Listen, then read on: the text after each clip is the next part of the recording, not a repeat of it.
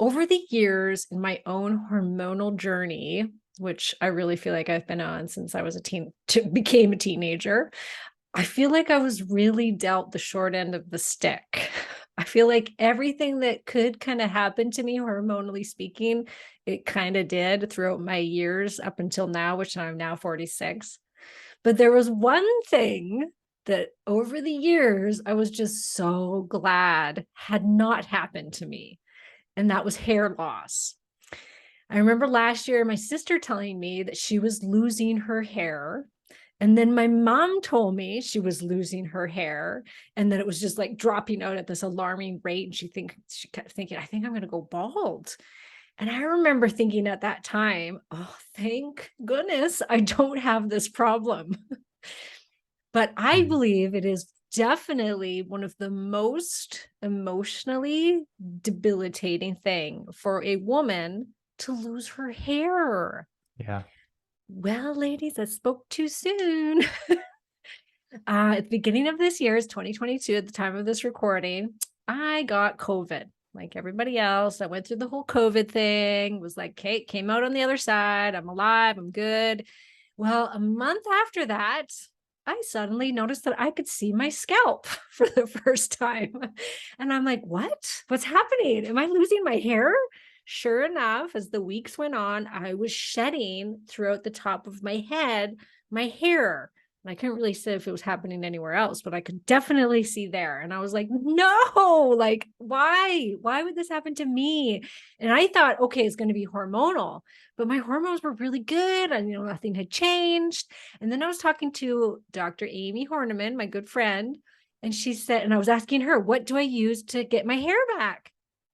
And she said, well, did you just have COVID? And I said, well, I had it about, 2 months ago. And she said, that's why you're losing your hair. She said, it's really common, I guess, Mhm. that people that get COVID will sometimes have this hair shed. And I'm like, no. So I did what I do when a problem arises. And I started to dig into the research and go down every freaking rabbit hole there was. I even had Rogaine in my Amazon cart at one point. And I was like, okay, I need to find myself the expert that's going to come on my podcast and talk about hair loss because this is a huge problem. It is for me right now, and it is for so many of my clients. And I know how devastating it can be. So then I went and tried to, find the person. And I was researching all these hair companies and like looking at things for myself to buy. And luckily I came across a friend of mine's podcast and her interview with my guest today, Faraz Khan. And immediately loved the guy, saw that his hair was luxurious, and he himself came from a background of losing his hair and needing to find out everything there was about hair loss.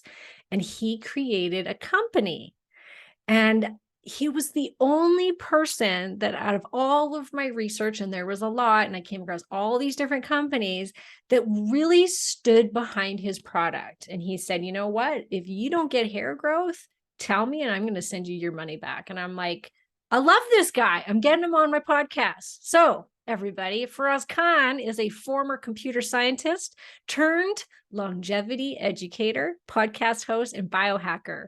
Faraz turned from helping large media, life sciences, and pharma companies to helping everyday people beat back the scourge of aging. He launched his podcast, Anti-Aging Hacks, in 2019, on which he interviews the top minds in longevity, anti-aging, and health. He is the founder of FullyVital, a company that specializes in hair wellness using natural vegan products. So welcome, my friend Faraz. Thank you for being here. Thank you so much for having me, Karen. So most of my listeners are listening. They don't watch. So everybody, you're going to have to like look at the graphic maybe on the podcast thing or go onto the YouTube channel. Let's check him out. Okay. Everybody go check him out. Go check out his beautiful mop of hair. But it wasn't always like that, was it? Oh my goodness. Talk about one of the things I was most scared about, most insecure about in my life was my hair. People Wow. say you have 60 to 80,000 thoughts per day. I think 60% of those thoughts were revolving around my hair. And my inability to do anything to stop the loss. And it was really, really devastating. It started, I'll just tell you the quick story. It started when I was 20 years old. I was playing on my college soccer team. So I was an athlete and, wanted to be popular around the ladies as well. But tiny problem got in the way. And I remember vividly the day I was in the shower and I was shampooing my hair, and I don't know, my hands, I pulled them down after I was shampooing my hair, and I looked at my hand and it was full of my thick, black, beautiful hair. And I couldn't believe how many hair were in my hands. And that was a shock to my nervous system that I don't even think I can forget that moment ever. But that started the journey, the saga of me losing my hair in college. And it got so bad, actually, that at 22 years old, when I was, go down the apartment complex we lived in, and my buddies could see portions of my scalp from the top, from the 11th floor where we lived. And they started calling me Baldy. Oh my And gosh. young men are really harsh to each other. It's just how things are. We're not sensitive, We never find our women doing that. Hey, Baldy. Oh my gosh, that's so devastating. I know. Men just are ruthless to other men. I don't know why. But anyway, so that was one of the low moments of my life. And obviously, I reached out to friends and family, and I tried to do everything I could to stop this loss because my confidence was cratering. And I talked or met with holistic doctors, tried out some of the oils, Ayurvedic oils that I'd gotten, tried them on. The only problem was it was hard to apply them every evening because they were so sticky and they didn't smell very good. I tried onion juice. I tried biotin supplements. I tried, shampoos of many kinds.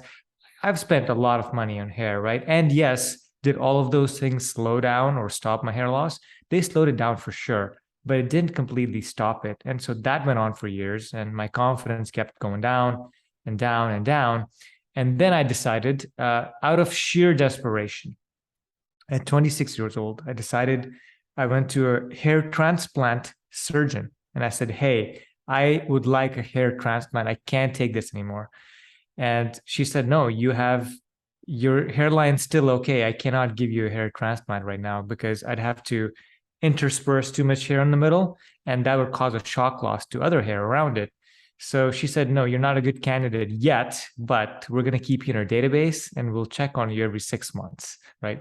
So, but she said, here, you should get on this pharmaceutical. This has been proven to do all this and that and stop hair thinning. And so begrudgingly, I thought about it. I got on the pharmaceutical actually because my hair was so important to me that I didn't want to lose it. So I was on that pharmaceutical for 10 years. Which is, can I know? Yeah, it's called finasteride. Okay. Yeah. Okay. So that's the one that doctors are putting men on. Yeah. They do put men on. There's got some scientific data behind it, but it also causes, it basically reduces the conversion of testosterone to this thing called DHT, which we'll discuss shortly. But it causes some problems in men with libido and having low sperm count and all of that.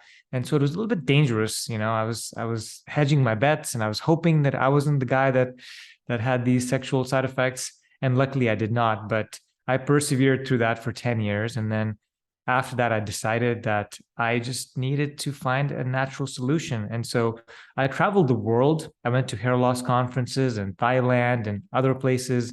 And I individually got to know a lot of these top doctors in the world of hair loss. And I individually went to each of their offices, spent hours with each of them, interviewed them, then read 300 scientific papers on what's actually going on. And then we put together, after 2 years of research, we put together a natural solution, a holistic solution that men and women can use to reduce or resolve their hair loss. And it started off with my mother gifting me this hair loss because the hair loss is in her side of the family. All my uncles are bald on my mom's side, and so that's where I got the genetics from. And so I thank her for the gift, but it wasn't rosy or fun in any way for 10, 15 years. No, and like I said in the beginning, I feel like I've been going through so much hormonal stuff. But I also think it was all meant to be. And I think it's meant to be for you too, because we wouldn't be helping as many people as we are today had it not happened to us, right? Yeah. It's Yeah. easy to look back now, Karen, and say, yeah, that was probably not so bad. But while we were suffering through it, It's man, bad. it's hard to wish that on anybody else, you know? Yeah. And then you're given finasteride. And luckily for you, like you said, maybe you didn't feel the effects of the negative effects of it. But here, a man's going to retain his luxurious hair, and yet he's not going to want to go out there and actually use that mane to attract women into his Yeah. life, right? Yeah, Because he's like, exactly. I don't care to have sex, forget it. And you're trading one insecurity for a second one. Yes, exactly. So yours, so is most men's hair loss due to that DHT, which is dihydrotestosterone? Yeah. About 90 to 95% of men's hair loss. It's actually rather simple for men. It's related to DHT, according to scientific literature. And giving men this pharmaceutical that blocks the conversion of testosterone to DHT has great results in that it reduces the progression of hair loss. So you can basically stop where you're at. It doesn't grow back your hair, maybe 5 to 10%, but it stops where you're at. And so it's been used for lots of years for men.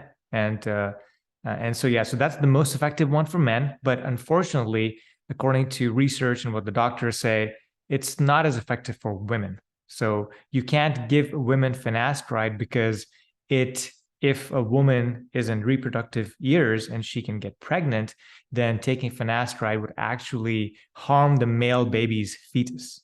So you got to be very, very careful because it's reducing that hormone. And DHT is very important for a young or for a fetus, for a developing baby.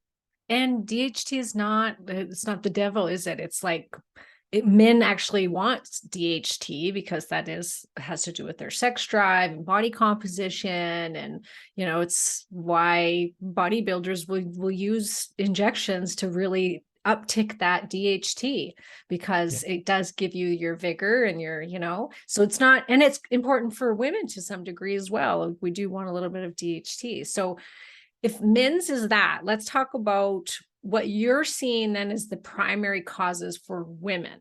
Yeah, perfect. So women's hair loss is more complicated, but of course, right? But there's 3 big buckets that I want to talk about, right? So it'll make it easier. The number 1 bucket and the number 1 most common reason for hair thinning or hair loss in women is still hormones, but it's nowhere near 90%. And so this is related to testosterone again in a woman's body converting to DHT. And the reason this happens is when a woman's young, it's all fine and dandy, everything's balanced. But as we talked about, Karen, mid-30s is when women's hormones start changing. And so typically that brings about a relative imbalance with testosterone, not an absolute, but a relative imbalance. And that testosterone can now start converting to DHT, which can trigger hair thinning in women. And the pattern looks different. So for men, you've seen a men's balding. It's just their top of their scalp is bald and they have hair on the sides and the back. And it's also very similar for women, the pattern. So that is the number 1 reason for hair thinning is hormone imbalance in women. The second and the third reasons, the second reason would be a combination of things, like ongoing stress in your life. This could be hypothyroidism. This could be nutrient deficiencies. This could even be some medications that you're taking. So there's a few things that can trigger hair loss, but it's more hair shedding. It's not permanent. This is temporary. If you can figure out what it is and reverse the condition or bring it back to normal, your hair will typically grow back. And the third big bucket is a big stressor, a big loss, a big change. We're talking about childbirth, surgery, moving to a different home, getting the virus such as COVID, anything big that shocks your system, a breakup, physiologically or physically, will trigger a huge shed between 6 to 12 weeks out. So 1.5 to 3 months out, you'll see a lot of hair in your hands. You'll be shocked at how much hair your body is actually shedding. But again, if there is no underlying hormonal cause, then a lot of this hair will typically grow back as well. Wow. Yes, which is what happened to Karen. It was exactly that. It was like 6 to 8 weeks after, where I was like, wait a second, what's happening? I'm losing my hair. Yeah. What would you say then would be the best way to get somebody started on the testing of that? Like, if we because it's always good to get to the root problem. So do you have like a set of testing that you like people to do, hormones or minerals or anything like that? Yeah. Unfortunately, there are some tests that I like and I prefer. Unfortunately, from a hormonal standpoint, the way the receptors in the scalp work, um, you could either have the genetics for DHT, meaning you just have more DHT, or sorry, your receptors in your scalp are just more sensitive to DHT. So even if you have normal levels of DHT, then the receptors are just more sensitive, and so they'll get the hormone will show up in the scalp and will be more active at those receptors in the scalp. So unfortunately, the hormonal test when it comes to sex hormones is not a good indicator whether you're going to have hair loss or not, especially in women, as we said. The other two tests that I love is the full thyroid panel, because typically what we see for women in midlife and beyond are experiencing hypothyroidism, and that does cause low energy, weight gain. It causes, even your eyebrow hair to start to thin, and especially your hair on your head. So that's one test that I recommend most women at least get the full thyroid panel with antibodies. And the second one is the iron panel, because what we know from the literature is that having low iron levels or having too much iron can both cause hair thinning in women and men. And so that's the other one we want to balance and have iron in the middle of the range. So, with everything else being equal, if you could say, give me a couple of tests or what should I start with? These are the two I start. But of course, it's also very individual for you. You have to see, are you experiencing other signs of thyroid? That might not be the first test you start with. If you're vegan, then definitely you're at risk for having iron deficiencies. And so it's really individualized, and an approach that tries to cover as many bases as possible is one that works better than others. So that's good to know. You just taught me something there, because I do a ton of urine metabolite hormone testing. And part of that test tells us if a woman is favoring what's called the 5-alpha reductase pathway, which means that she's converting a lot of her testosterone into the dihydrotestosterone pathway. But what's interesting that I have found over the years is sometimes that woman isn't, so it's like a dial, right? And you can kind of look at, are they preferring the beta side, which isn't associated with so much dihydrotestosterone, or they're going to go towards the alpha side. And sometimes women will be like smack in the middle, or just smidge under the alpha pathway. And you put her on testosterone, and suddenly she's breaking out, she's growing whiskers on her chin, and she's losing her hair. And I was always like, I couldn't figure that out, because I was like, it should be that if you're leaning on that side, then yes, it would explain why you're getting all these androgen symptoms. But like you said, it could just be that there's, what was it, more receptors or just sensitive? Yeah, they're more sensitive. Yeah. More sensitive. And what is it? So is it constricting the hair follicle? Yeah, so the exact science behind what's actually causing hair loss, we're not actually sure about, unfortunately. And it's a shame, because with all this research and all of the studies that we've got going on, you'd think we'd know. But most scientists or most researchers believe that dihydrotestosterone attaches to the androgen receptors in your scalp, and it causes inflammation and a progressive shrinking of the hair follicle, which then leads to lower blood flow. And we're not sure if the blood flow precedes the hair loss or comes as a result of the shrinkage of the follicles. That's not clear yet.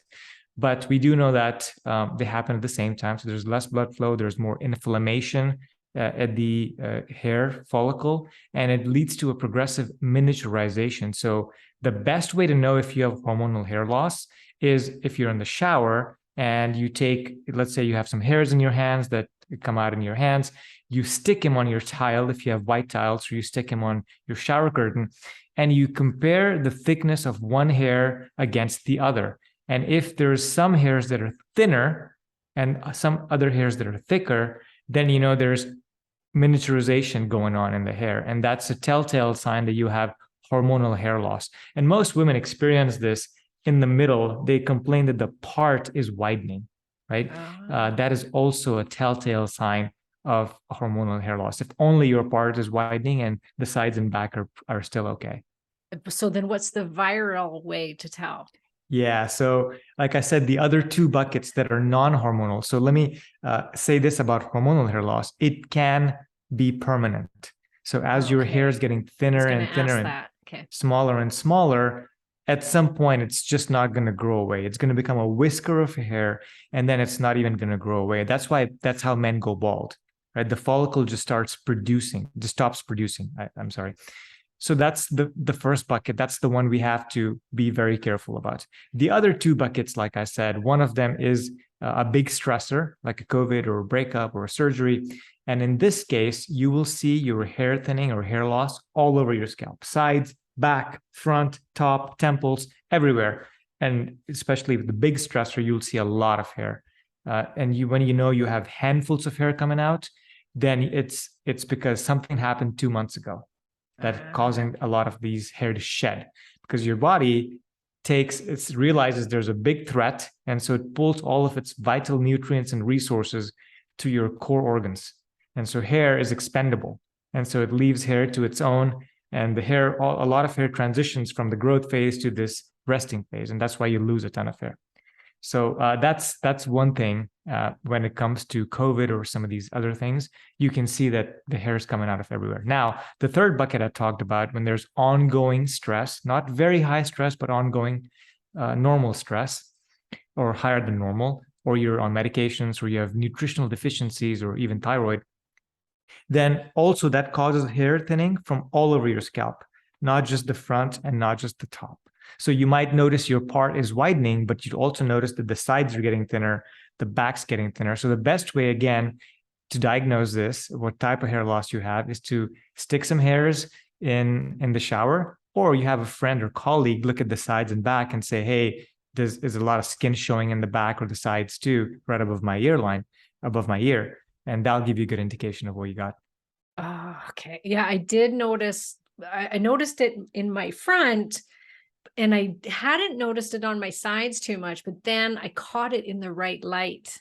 And then I was like, oh, it's everywhere. It's not just on the top, I don't think. I think it's primarily, but then I started to see that my scalp, I could see it in the sides as well. So, and interestingly, I have a genetic SNP that makes it so I don't convert to dihydrotestosterone very well. Oh, wow. Yes. That's pretty good. Yeah, I know. Woohoo. Yeah, and I will say too, I've done so many urine metabolite tests.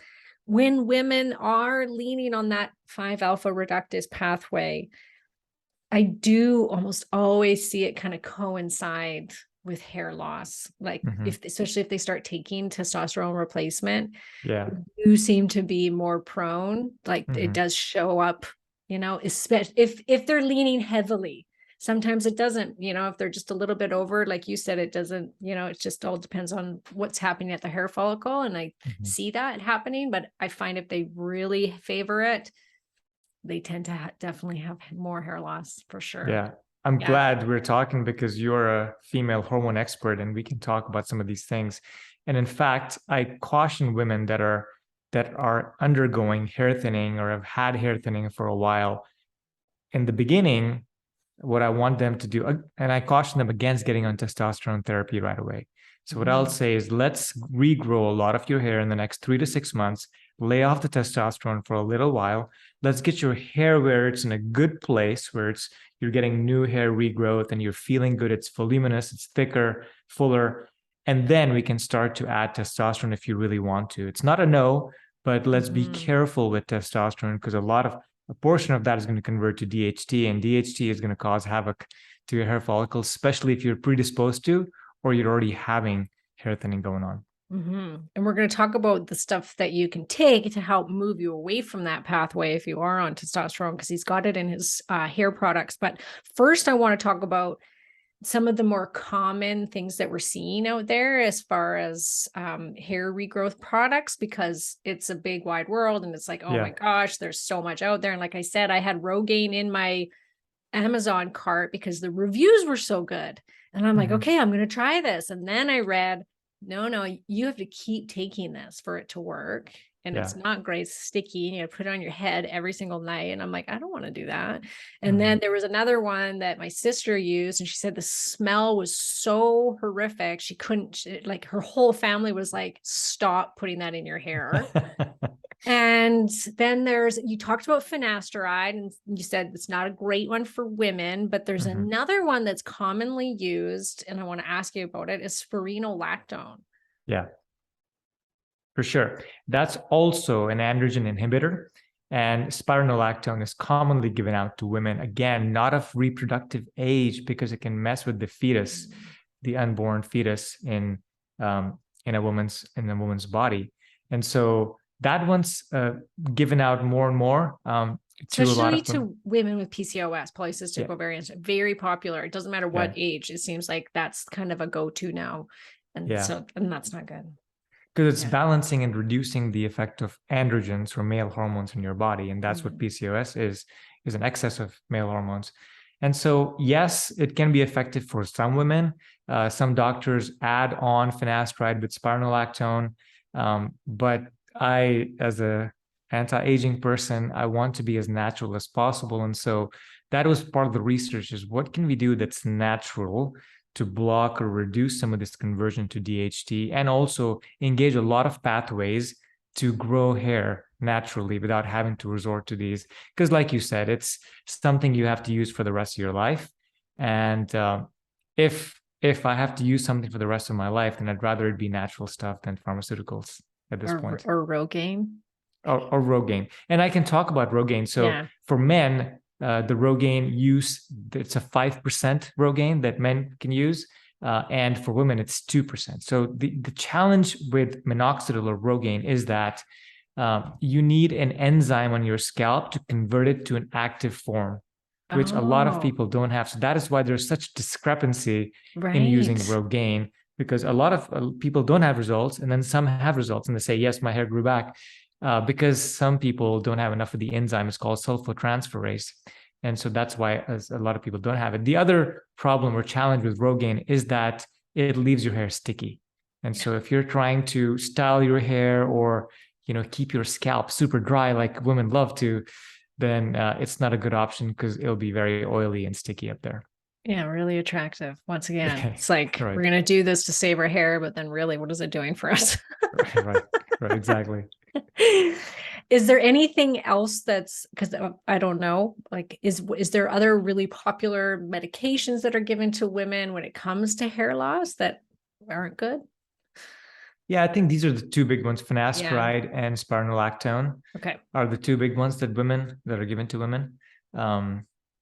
It's hard to get approval, right, for some of these drugs. Now, off-label, some doctors are prescribing oral minoxidil, which again has some side effects, such as it can cause edema and heart palpitations, and such side effects that people get scared of taking it. So I know some men that are taking it, but for women, I caution, because women, you have to be more careful because of cycles and things that are going on with hormonally and with health.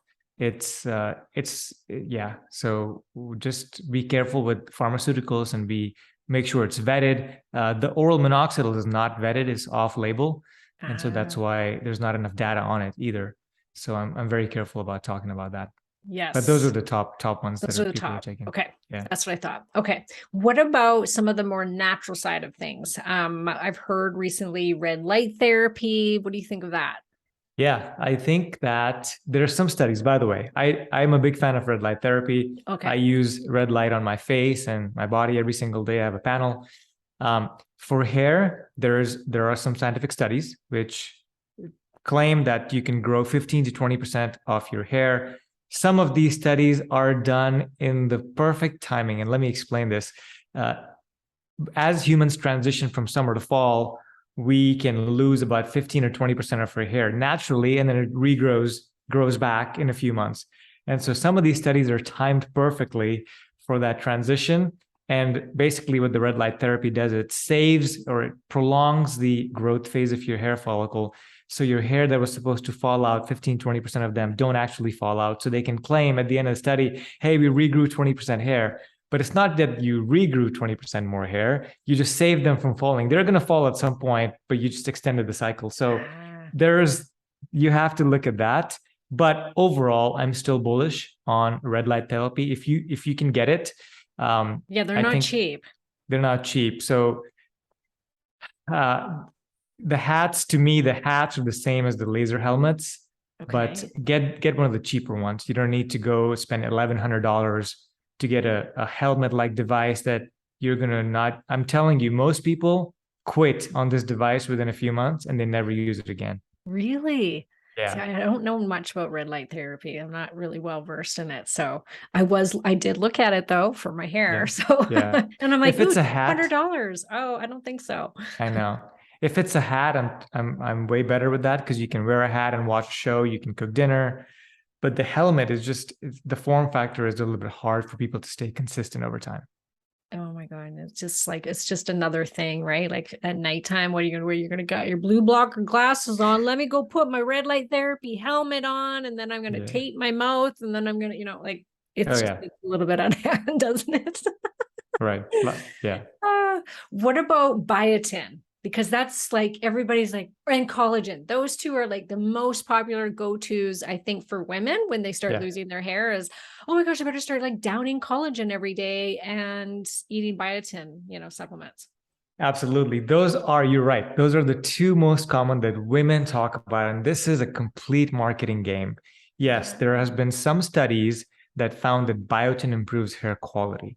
There has been one study in malnutrition, children that had malnutrition in a third world country, where when they gave them biotin, they had more hair growth.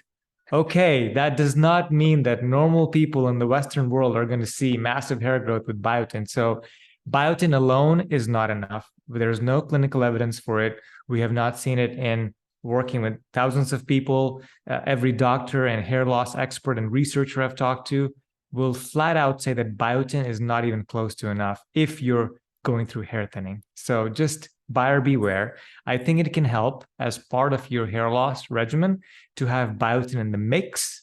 It's probably beneficial. But if you're going to say, I'm undergoing hair thinning right now, I'm experiencing it, I'm embarrassed, and biotin is my savior, no way. It's not going to happen. So I'll say that about biotin.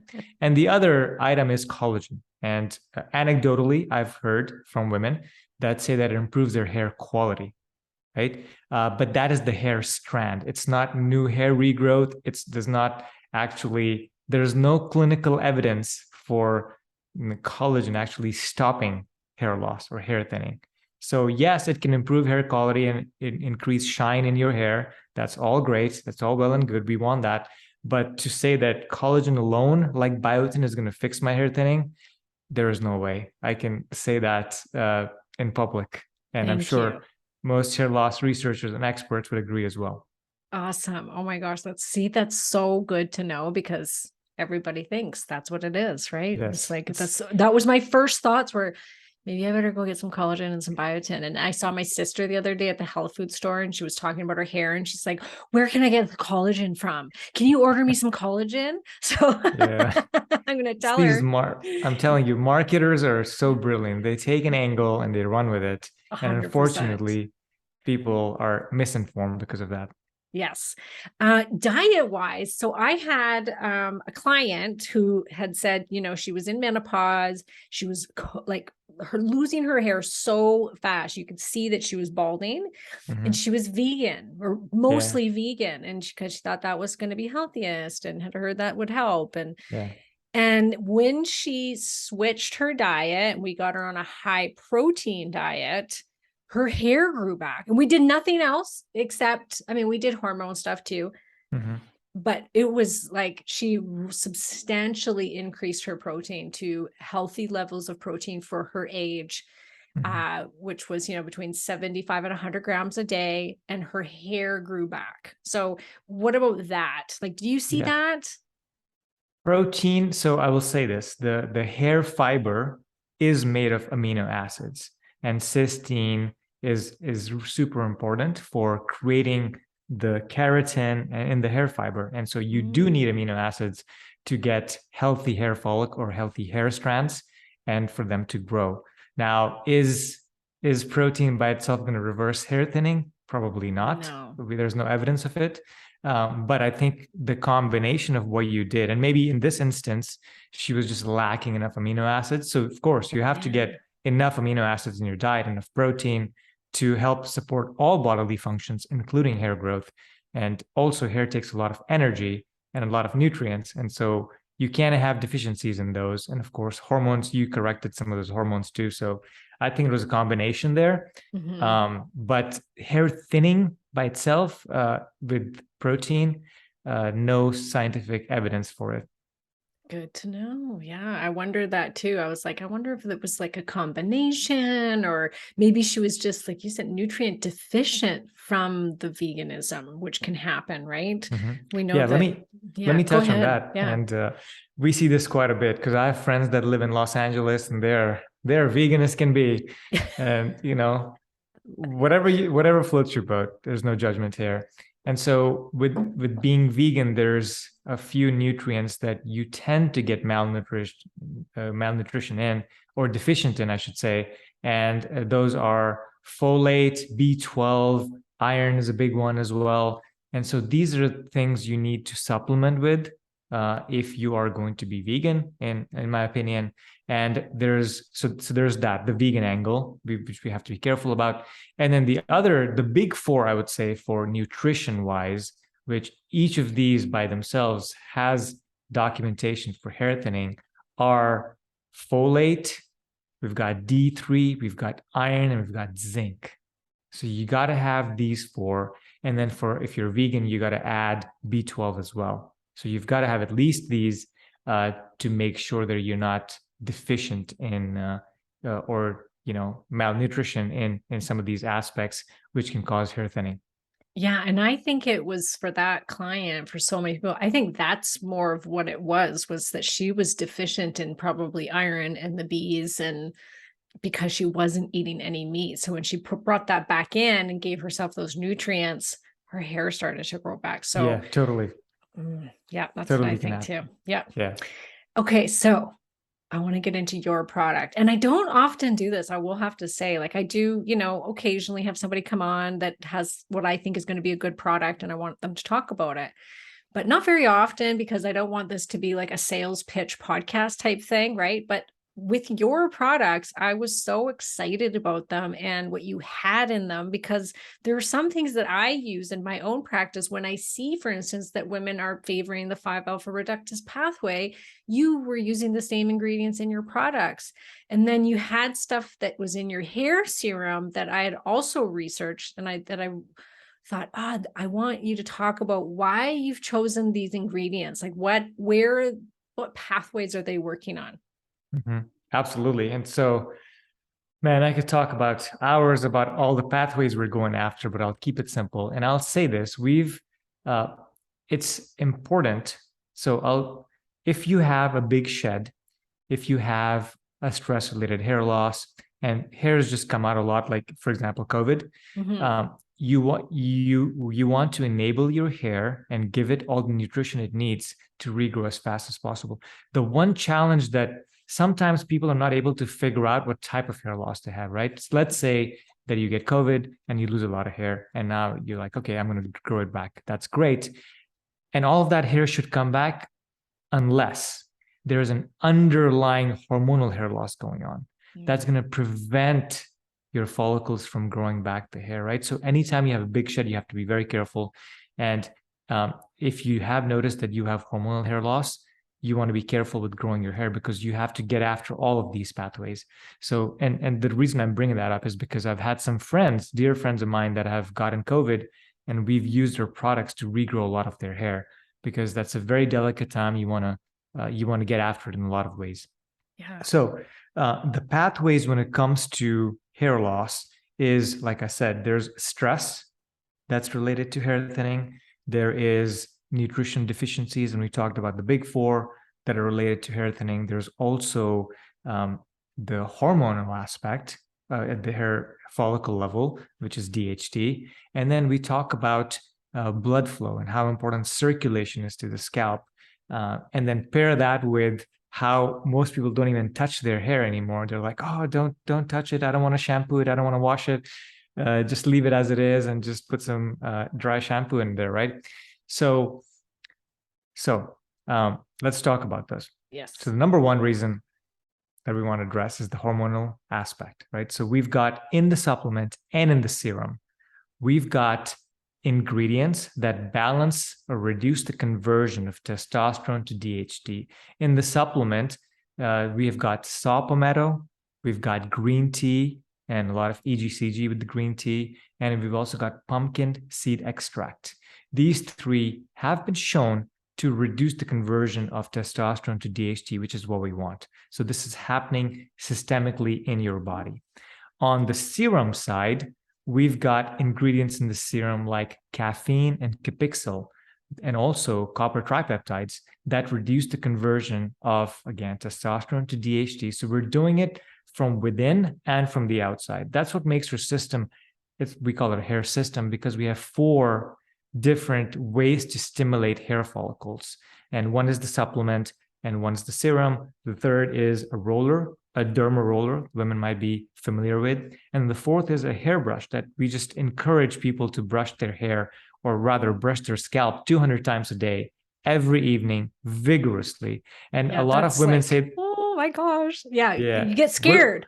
Women say to this, you're out of your mind. I'm not touching my hair, right? Exactly. And we go, please, your grandma told you to brush your hair 100 times a day. She knew something was up, right? And so women will massage their face and put 15 products on their face every single day, but having them touch their scalp, especially if they're thinning or losing hair, it's such a big no-no, right? And so I will just say this, it's counterintuitive, but it really works. Because brushing your scalp, yes, you will lose a little bit more hair in the beginning, but it will get a lot more blood flow and circulation and get rid of all those dead skin cells on your scalp that are just sitting there. And then when you apply the serum, which balances the hormones with your hair follicles, and you take the supplement, all of this works in tandem to improve the condition of your hair. So for a couple of weeks, you might lose more hair, of course, because you'll be in the brush.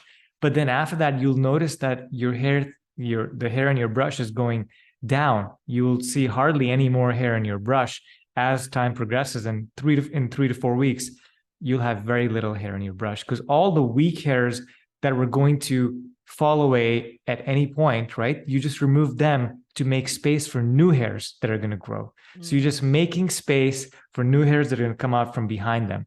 And because you're addressing this from the inside and from the outside, then we have a much better chance of regrowing a lot of this hair. And I'll say this, the derma roller alone, it's so powerful because it remodels your collagen. First of all, it causes micro injury, micro inflammation that brings a lot of growth factors to those areas.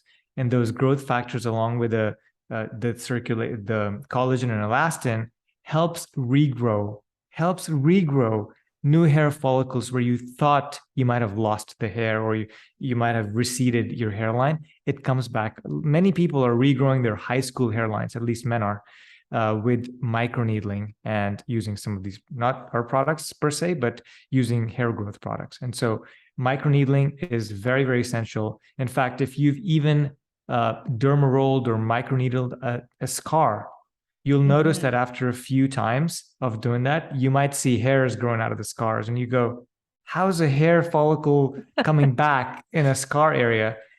That's the magic of microneedling. It regrows new hair. So it helps to get the serum in, doesn't it? That too. So it opens up channels. Thank you. It opens up channels in your hair follicles. So, the outer layer of your skin really protects you from anything getting in, which is a good function. We have in our serum, we've added solvents that try to get a lot of the ingredients into your hair follicles as it is, But it's even easier when there's channels open with derma rolling or microneedling. Then we recommend people microneedle first and then apply the serum so that it can get right through into the hair follicles where it can have the best effect for hair growth. Okay, so walk me through the regime that we're looking at doing every day. Absolutely. So again, like I said, 4 different products, but it takes 2 minutes per day. So what you do is in the morning and the evening, you take your supplement with meals and along with some healthy fats, which you should be taking with your meals because it helps the absorption of all the nutrients even more so. So supplements twice a day takes you 20 seconds, right? Then in the evening, every evening, you brush your hair 200 times. Okay, really brush your scalp, really get in there. And we have a beautiful bamboo natural brush. It feels really good on your How scalp. long is 200 times? I'm not going to count. Yeah, it just takes 3 minutes. So 3 minutes. I can time myself and just go, I'm going to brush my hair for 3 minutes. Yeah, Okay, yeah, perfect. yeah. Okay. And just as you're doing that, imagine all the blood flow and circulation and all the goodness coming in. Also, brushing your scalp will redistribute the oils from your scalp to your hair. So your hair is going to look shinier and healthier as you're doing it. So all good things there. Then after you brush your scalp, then just apply the serum and you go to couple hours later. First derma, right? No. So derma is only twice a week. Oh, so, okay. Yeah. So every night you do the brushing and the serum. And then you go to sleep. The next morning when you wake up, the serum is going to dry out. So you're not going to have an oily scalp. It's not going to be sticky or icky. The serum dries out. And then you can go about your day. You don't have to change your shampoo schedule, right? And then twice a week is when you use the microneedling, right? We want to injure the scalp a little bit, but not overdo it because your scalp needs to heal as well. And so that's why we use it twice a week. And then right after you microneedle, then you apply the serum again. You can skip the brush that day, or you can do the brush in the morning that day. And then, you go to bed. And it's pretty quick, actually. Once people start doing this, it just takes a couple of minutes. Yeah, no, that's way better than some of the things I've come across, actually. Like some people's, it was like, oh my goodness, I can't commit to that. Yeah. And I will say this, our superstars that are doing better than others, they're even brushing for longer, but you don't have to. You don't have to, because it just keeps bringing even more blood flow and all the nutrients. Like, for example, everything is working together, right? So our supplement already has a couple of ingredients to help improve endothelial health and to help improve the circulation in your body. Because if you think about blood flow is going from your heart to the top of your head, this is the furthest area for your blood to pump blood, for your heart to pump blood. And so we've got a couple of ingredients, including vitamin C, that help with endothelial health and help get more circulation to your scalp. So it all works together. And we've also got zinc, and we've got copper, and we've got vitamin C that help your scalp to rebuild the collagen after you do the microneedling. So the combination is what we recommend for most people. And you might ask, okay, is this something I have to do for the rest of my life? What we recommend to people is if you've been thinning for a while and you know that you have a hormonal condition, which most people have, then go with the full protocol for 3 to 5 months. Really get after it, see how you do. And once you get your hair to a good place and you like what you're doing, then you can stop most things and just keep the supplement. Because it's hormonal and it's progressive, you have to do something. So we don't want you to do all 4 products for the rest of your life. Just use a supplement. It's super easy and it's super healthy and it's got a lot of good nutrients for you. Yeah, because it's not going to fix the genetic disorder. You're going to have that forever. So if you're this person you got more DHT receptors in the hair follicle, that's not going to go away, but you can take that supplement to just help steer your system away from that pathway. And you have to continue with that. Yeah. And there is some light at the end of the tunnel. Maybe in 10 years, we'll have a permanent solution to hair thinning. And, we'll have hair like Fabio or Brad Pitt, or for men, and I don't know. Or Faraz Khan.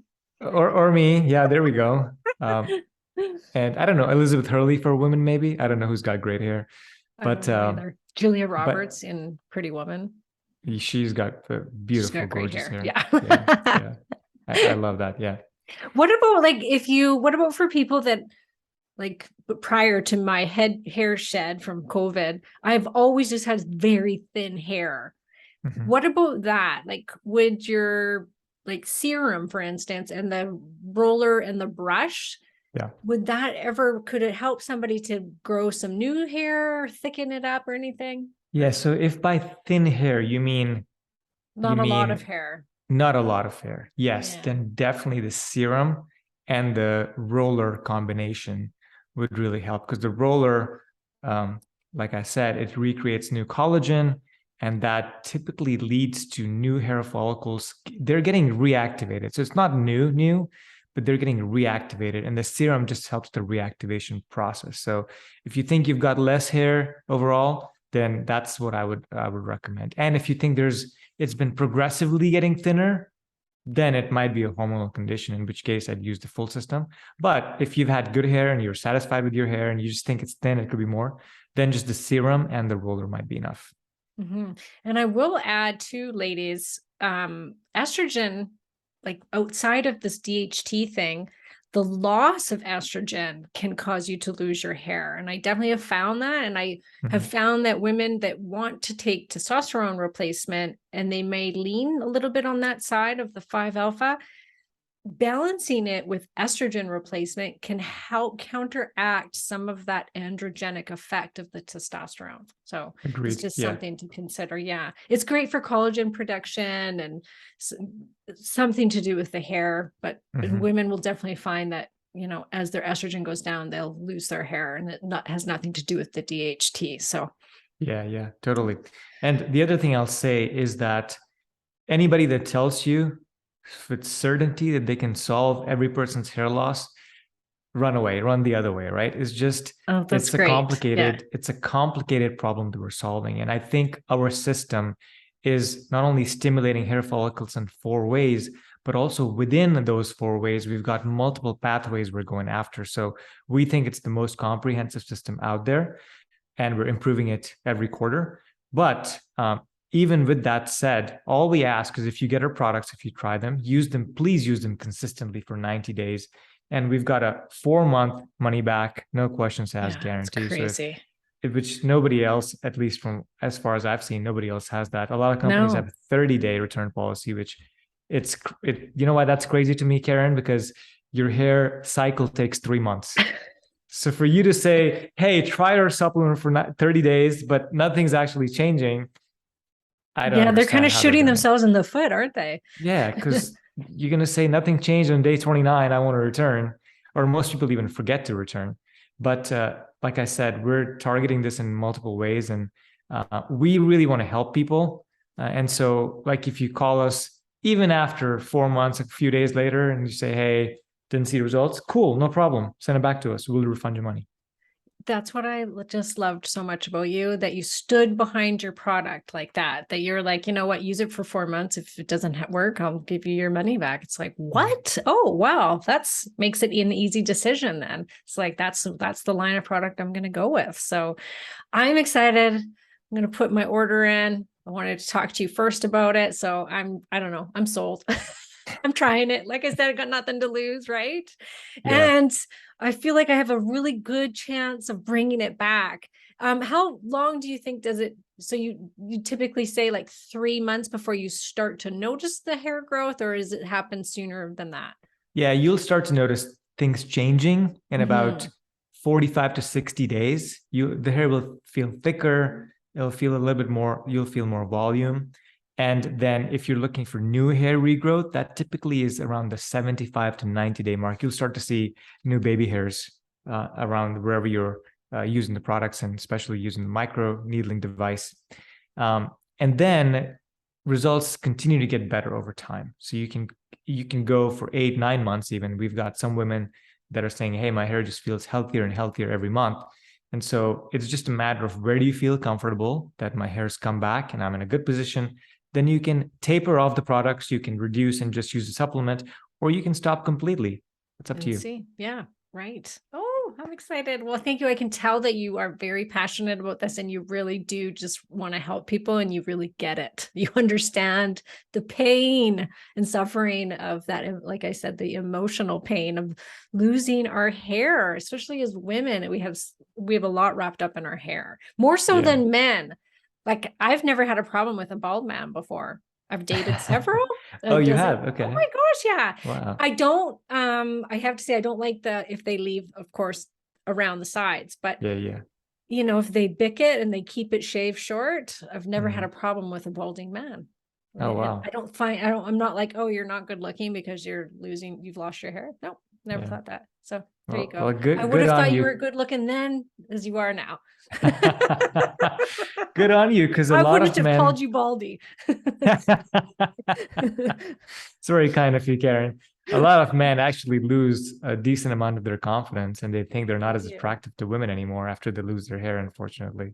Yeah, when they just got to roll with it and then get your products and everything's going to be fine. So, okay, so we have a coupon code for everybody to get 15% off your products. That is Karen 15. Correct. Karen 15. You got it. All capitals? All capitals. Yeah. Okay, doesn't matter, perfect. but all capitals. Yeah. I'll put it in the show notes, everybody, with the link to the website. I'm excited to try it, and I'm going to update everybody on how it worked for Karen in about 4 to 5 months. So that'd be great. And if you have any questions, you buy the products and you have any questions, please email us. Awesome. We'll get back to you within 24 hours. And we really want to help you regrow your hair. That's the bottom line. Yep.